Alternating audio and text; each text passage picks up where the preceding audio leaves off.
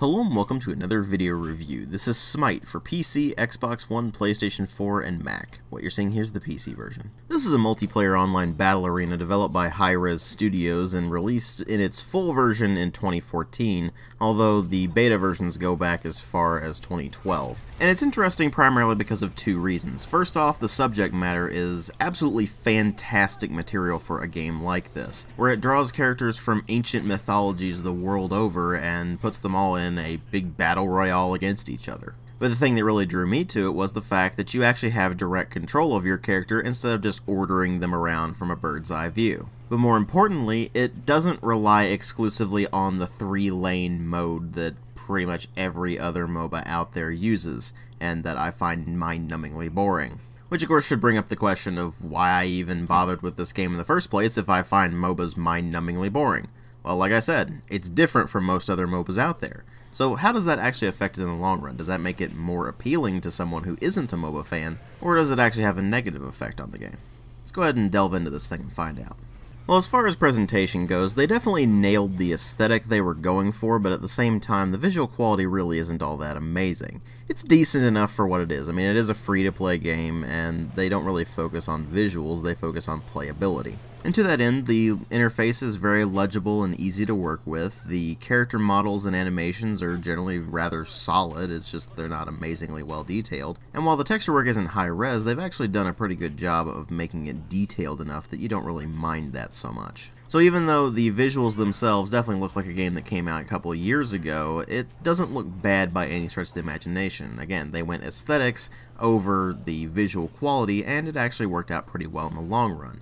Each character has a pretty distinct visual style, although there are a few that are fairly similar, so that might be a bit confusing to the casual observer. Although admittedly, a lot of that is simply due to the fact that a lot of the characters are from the same pantheons, and some of them are just going to look pretty similar regardless of what you do. But they've done a pretty good job of keeping all of the characters distinct in terms of their visual style, and it definitely goes quite a long way in the game. What goes less of a way is the skins that you can purchase. Now, some of them can be purchased for favor, and that's the in-game currency that you earn by simply playing the game. And then there's also gems, which are the premium currency that you just buy with actual money, or you get from login bonuses or special events or things like that. Now this will lead me off into a bit of a side discussion about their business model because I have to bring this up in mentioning the gems. See, the only skins you can actually buy with the favor points are basically recolors. You have one basic recolor, and then there are the golden, legendary, and diamond skins which you unlock at various mastery ranks of that particular god. Any other skin is going to cost you gems, and these can range from basically 100 gems for the ones that you can buy with favor, all the way up to about 600 gems if they're a new one and they're a pretty significant model change. Here's the thing, when you actually do the math and you convert gems to real world currency, 600 or so gems is right around $10. And this is because you can buy 200 gems for $5, or you can buy 800 gems for $15, or you can buy 400 gems for $8. So you can probably see where I'm going with this. The business model has the skins being ridiculously expensive for what they are, because a lot of the skins really aren't that great. There are some really good ones out there, don't get me wrong, like Poolsidon is very amusing. The one that gives Kukulkan a top hat and a smoking jacket and has him speak in a very posh British accent is incredibly amusing. And the skin I have for Freya that I got in a Humble Bundle is actually rather amusing as well, because it's basically just making fun of Mega Man and a bunch of other 8 and 16-bit games. So there are some really good skins in there, it's just that they're fairly few and far between, and they're really not worth $10, let me put it that way. Now, I do get that it's a free-to-play game and they have to make their money somewhere, but that does present a problem when you're looking into getting skins and they're all stupidly expensive for what is just a basic cosmetic item. Especially if you're like me and you sunk about 20 or so bucks into the Ultimate God Pack, which is basically just buying the game. You see, you can play it free-to-play and unlock each individual god with the favor points that you earn by playing the game, or by unlocking them with gems if you want, or you can buy the Ultimate God Pack, which gives you access to all of the current and future gods that are available in the game, and it also refunds any favor points that you spent unlocking any of those gods beforehand, so it's actually a fairly fair business model in terms of just giving you the content that you need to play the game. You can pay a flat fee of $30 or less, depending on if it's on sale or not, and you get the entirety of the content in the game, and there are a lot of gods in this thing. Last I checked, it was right around 75 gods available for you to mess around with as part of 8 pantheons. So it's not like the amount of content that you're getting for that 30 bucks is minimal or anything. You're getting quite a bit of content, it's just that the skins themselves are stupidly expensive, as are really all of the cosmetic items. Loading screen frames, ward skins, avatars, if you can think of it being customizable, it's probably locked behind a gem purchase. Not everything is, but a lot of them are. And that is somewhat problematic because it means that you're probably not going to want to purchase much of the cosmetic items, if at all. Luckily, there's plenty of variety in the actual amount of characters and their unique looks themselves, because if there weren't, then that would actually be a fairly annoying problem. Now, with that tangent out of the way, let's talk about the sound design, which really doesn't have all that much to talk about, honestly. You do have voice acting for each of the gods available, and they do have different voice packs for certain skins as well, meaning, for example, if you pick the Moonlight Love skin, all of a sudden your bunny starts speaking with this incredibly smooth, velvety voice that is trying to put the charm on you. I'll defend the middle lane. I'll attack that fire giant. Those enemies have returned in the middle. No, you didn't. Be careful now. Enemy spotted. Come on, return to base. Defend the Gold Fury. Be careful on the right there. I'll attack that fire giant. Oh, just cancel that. I'll attack. I'm on my way. Now, of course, some of these voice packs are better than others, but it does give you some variety as well, and most of the voice acting is actually fairly well done. It's not amazing, but they do a decent enough job considering that most of what they're saying is stuff related to the various attacks they're doing, or it's a bunch of callouts for the quick chat system. And while a lot of it certainly could be better, at least they've actually done a fairly decent job with it. Similarly, they did a pretty good job with the music. They generally change things up depending on the patches based on what pantheon the particular stuff they're introducing is for. And while it's certainly fitting to the theme and the music itself is generally fairly solid, it's mostly very forgettable. Which is actually a bit odd considering there really aren't that many tracks in this game at all. It's maybe 3 or 4 at most, and sometimes more than that if they patched it in. The music just kind of fades into the background, so it really isn't that much of a problem. Similarly, the sound effects are not particularly good. They really aren't all that powerful. You don't feel like anything you're doing has any real oomph to it in terms of the actual sound design. It's just that in the heat of the moment, you don't really care as much. So there's definitely room for improvement in the presentation department, but they've done a fairly decent job with it apart from the business model for the cosmetic items. But of course what really matter here are the story and the gameplay, except that this doesn't really have a story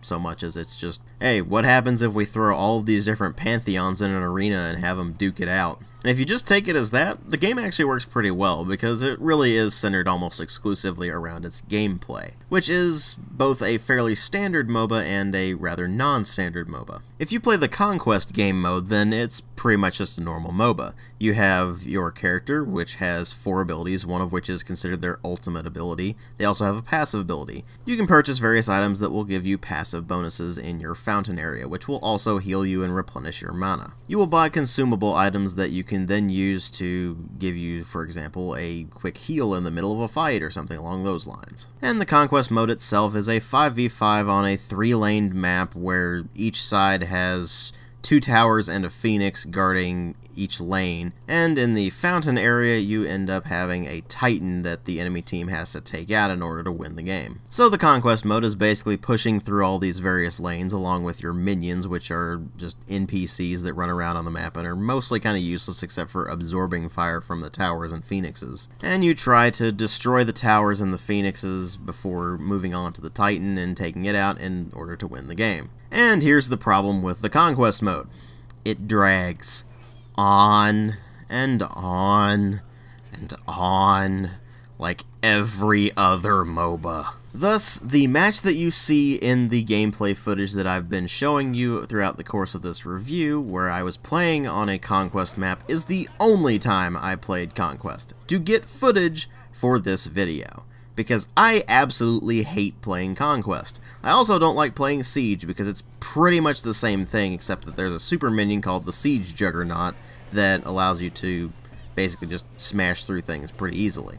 There's also Clash mode, which is the basic MOBA mode reduced down to 2 lanes, which I still feel takes too long, but then there's Joust and Assault modes. Both of these modes are a single lane. And in Joust, you have a tower on each side and a phoenix on each side, and then of course there's the Titans in each side that you need to take out as well. So it goes a lot faster than both the Clash and the normal Conquest and Siege modes. It's also reduced down to 3 players on each team, which means that you need to pick your team a bit more wisely than you would with, say, Conquest mode. But then there's the one that throws a monkey wrench into that entire idea, which is the Assault mode. It is also a single lane mode, but there are 2 towers on each side and a Phoenix on each side before you get to the Titans. And the 2 big twists with it are that you can't buy anything when you're in the lane. You have to die in order to go back to your fountain in order to be able to actually get new items. And also, the selection of characters is randomized at the beginning of the match.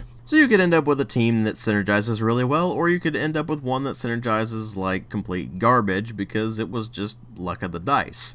And that's actually really amusing because it really pushes you outside of your comfort zone with these various characters. I will readily admit I got way too used to playing Artemis and Neith throughout the course of the game, and a large reason of why I started playing other characters and finding that some of them are actually a lot more interesting is that I played the Assault mode a fair bit and was just thrown a bunch of characters that I'd never even thought of playing before. In fact, as you'll be seeing in the footage from the Assault mode that I played in this, I actually did really well as the one character that I had actually never played as before, Changye. Turns out she's actually pretty awesome, so it's actually a really nice way of getting you to try new things. There's also the Match of the Day, which is a unique mode that is generated every single day and has a bunch of wild, wacky things going on. For example, there was one that actually had every single person in the match playing as Bastet, which was ridiculous. Just look at this.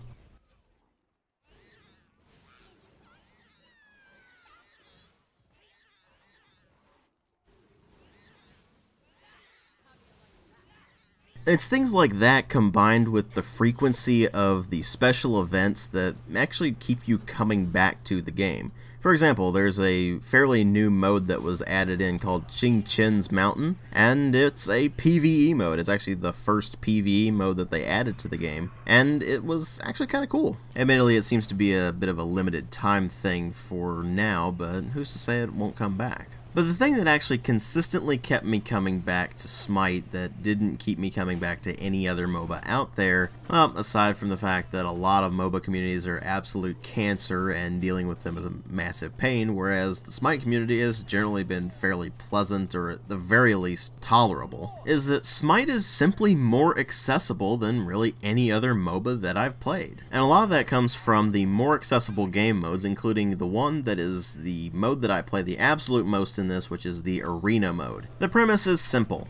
Each team starts with 500 tickets, and you basically just go in an all-out brawl to reduce the enemy team to 0 tickets. If you get the last hit on an enemy minion, you subtract 1 ticket. If you kill an enemy god, then you get 5 tickets subtracted from their total. If you manage to get friendly minions to the enemy portal, then a ticket is deducted. And if you manage to get an Arena Juggernaut, which is a minion that spawns every 10 kills to the enemy portal, then that actually deducts 15 tickets. So you're basically just going in a battle of attrition against the enemy, and the more damage you can do, the better. And a lot of players basically treat it as a testing ground for whatever build they want to try out. They'll just mess around with characters, see exactly what they can do with them, and the environment itself is relatively low cost for that. It's not like you're playing one of the extremely competitive MOBA modes when you're playing the Arena mode. You're just kind of messing around and having fun with it. You find out a lot about what works and what doesn't work, and I almost exclusively play the Arena mode just because it's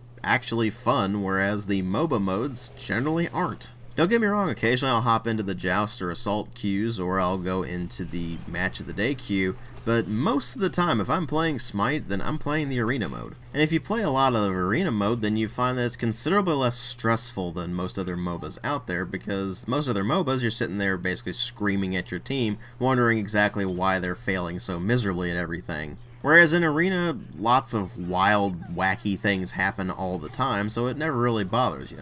It also helps you don't really have to stress out much over character builds, because you can actually set things up to automatically purchase a specific build that you have set up beforehand. You can go into what's known as the God Builder and select a bunch of items that you can purchase as you go through the game, and you can just set it to auto buy, and the game will do it for you without you having to constantly open up your menu to buy new things. This lets you focus on the action and what's going on with your team rather than focusing on what you want to buy next with the gold pieces that you've earned by slaughtering hundreds upon hundreds of minions. And while that does sacrifice some flexibility, because a lot of players will like to buy different items to suit the situations at hand, for someone like me who thinks that most people take these kind of games way too seriously, then it's actually pretty much a godsend. Character builds were the one thing that drove me absolutely insane with most other MOBAs out there, simply because if you didn't have the absolutely perfect build for your character,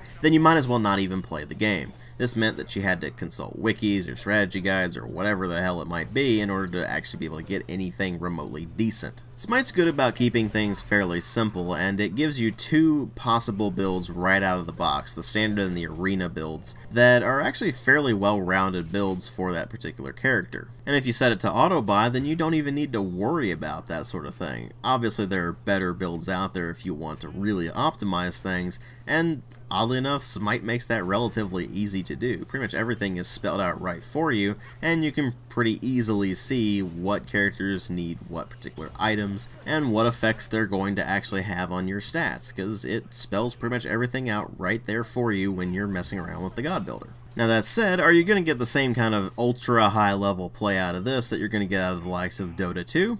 No, you're not. But it actually does have a fairly strong competitive scene, so it's not like it's completely incapable of being an esport. It's just that generally speaking, when you go into the game and you mess around with it, it's not really geared toward that exclusively, like, say, Dota 2 is. This might lead some purists to say, oh, it's a casual game. Well, not really, but it is more casual than most other MOBAs out there, which means that if you're the super elite MOBA player, then you're probably not going to like Smite very much. But if you're someone who isn't really into MOBAs to begin with, or you don't like them at all because you find them too detached, then you may actually want to give Smite a try, because keep in mind, I cannot stand most MOBAs, and yet I actually like Smite. It's pretty well designed overall, it's accessible, it's easy to pick up and play, but at the same time, it has something that pretty much every other MOBA out there does not.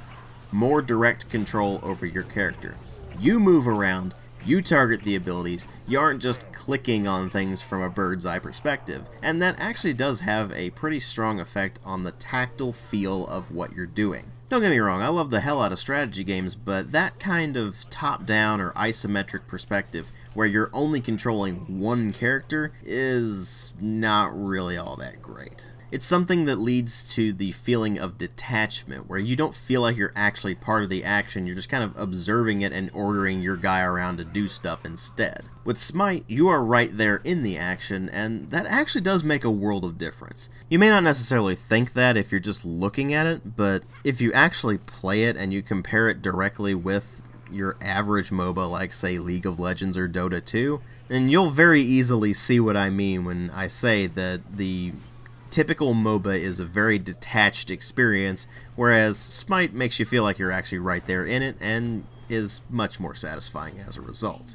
Well, unless you're really into the competitive scene, in which case you don't give a crap about what I think anyway. But for everyone else, I was actually very pleasantly surprised by Smite. I was expecting not to like it, and lo and behold, it's actually a pretty damn good game. And of course, that's not to say that it's perfect or anything. It actually has quite a few problems, namely things like the relatively low variety of maps, as well as the rather ridiculous prices on the cosmetic items. But the business model for the meaningful content, the actual core gameplay content, is very fair, and I'd like to see more free-to-play games offer that kind of thing. Because there are a lot of folks out there, including myself, who would rather just buy the game and have all of the content right there. And luckily, Hi-Rez caught on to that and capitalized on it with a rather fair price for quite a lot of content at this point. And that content is actually always expanding. They are constantly patching this thing, constantly introducing new balancing tweaks, constantly introducing new content, and that is very well appreciated. Because let's face it,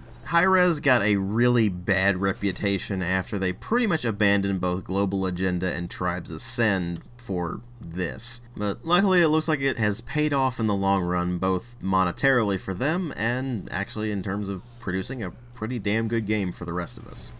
Ultimately, I give it a 3.5 out of 5. Thanks for watching.